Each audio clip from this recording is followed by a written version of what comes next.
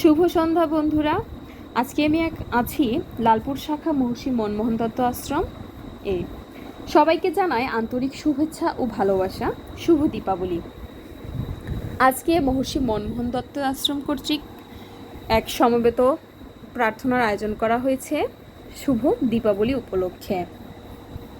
দীপাবলি মানে হলো আনন্দ, আলো আর শুভ বিজয়ের উৎসব। অন্ধকারকে দূর করে আলো ছড়িয়ে দেওয়ার যে প্রতীক এই দীপাবলি। মহর্ষি মনমোহন দত্তের মূল ভাবনা ছিল আলো, মানবতা, আত্মজাগরণ ও সর্বধর্মের ঐক্য। তার সেই ভাবনায় যেন দীপাবলির প্রতীকী অর্থের সঙ্গে গভীরভাবে মিলে যায়।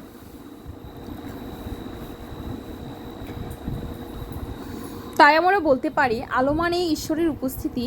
যে হৃদয়ে আলো জ্বলে সেখানে অন্ধকার টিকে থাকতে পারে না, থাকে না কোনো অন্ধকার, অজ্ঞানতা, হিংসা কিংবা কুসংস্কার।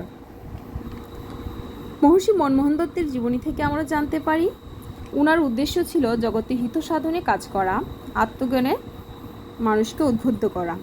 তো বন্ধুরা, সচেতনতার আলো জ্বালিয়ে মনের অন্ধকার দূর করার প্রতীক হিসেবে এই দীপাবলি উৎসব পালন করা হয়। সকল কুসংস্কার প্রদীপের আগুনে পুড়িয়ে জ্ঞানের আলোকে সারা বিশ্ব আলোকিত হোক, এই ব্রত নিয়েই দীপাবলি উৎসব পালন করা হয়। ধন্যবাদ সবাইকে।